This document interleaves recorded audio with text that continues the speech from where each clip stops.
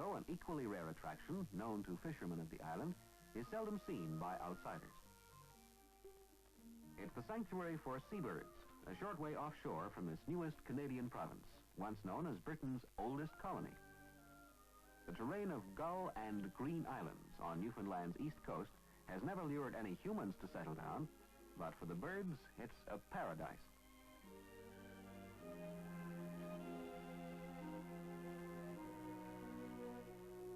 Common among the many species which take up residence is the murre, an offhand sort of parent which thinks nothing of hatching its eggs and raising its young right on the edge of a precipice.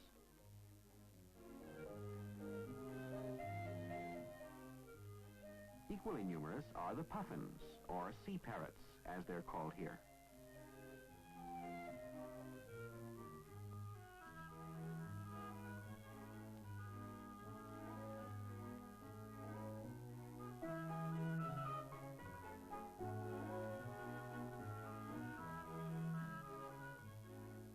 Those too young to fly have no choice but to stay home and entertain the guests. This youngster will be a seagull when he grows up. The bird, that is. The other fellow will likely become a fisherman, like his dad. And they'll all meet again one day over a nice mess of herring. No need to fret.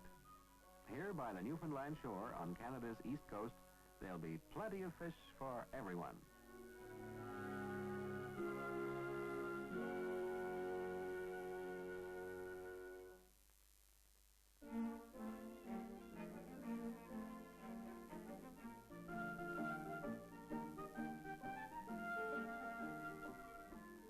It's June in Newfoundland, and the fish are being unusually obliging. They're coming inshore to be caught.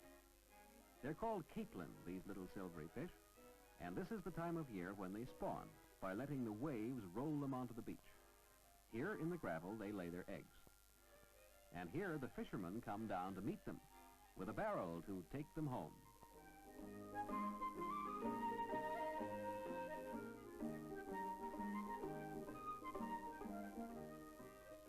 Catching the capelin isn't difficult, but the trick is to get down to the shore as soon as they come in and get them before they go out to sea again.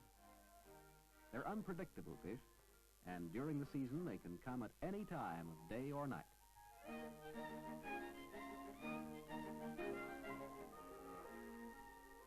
After they're caught, the capelin have a versatile role. They can be used as fertilizer or bait. They can be fed to dog teams in winter, and they make an agreeable addition to the family larder, either fresh, frozen, salted, or smoked. For the people of Newfoundland, a generous gift from the sea, deposited at their very doorstep.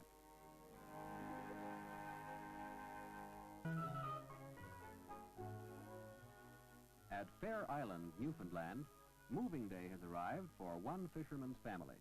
But it's not only the furniture that's being moved, the house is going too. Eventually, all the houses in this outport village will be moved to a new community 8 miles away across the water. And it takes sheer manpower to get the move started, for the island has no power, no roads, no trucks.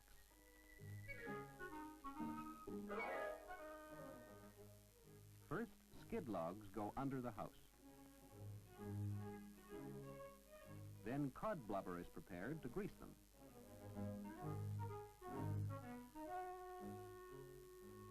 This work is all part of a project by which the government of Canada's most eastern province is encouraging isolated villages to move to larger, more central communities.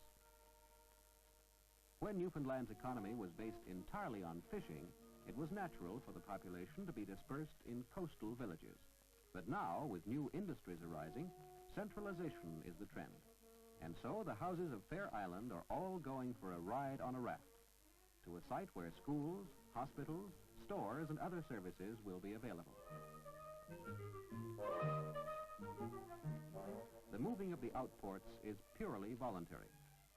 If all the members of the community decide on the move, the government provides financial assistance to relocate at new centers, where living conditions are far better. But still, for members of the older generation, it's often quite sad to leave the surroundings of a lifetime.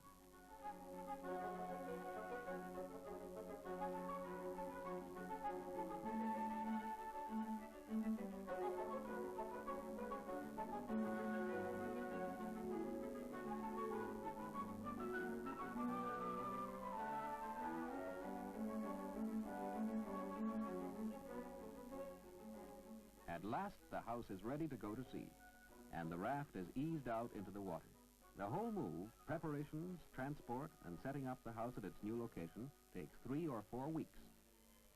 During this period, families double up, and those left on the island look after all the livestock, for the animals will be the last to make the trip.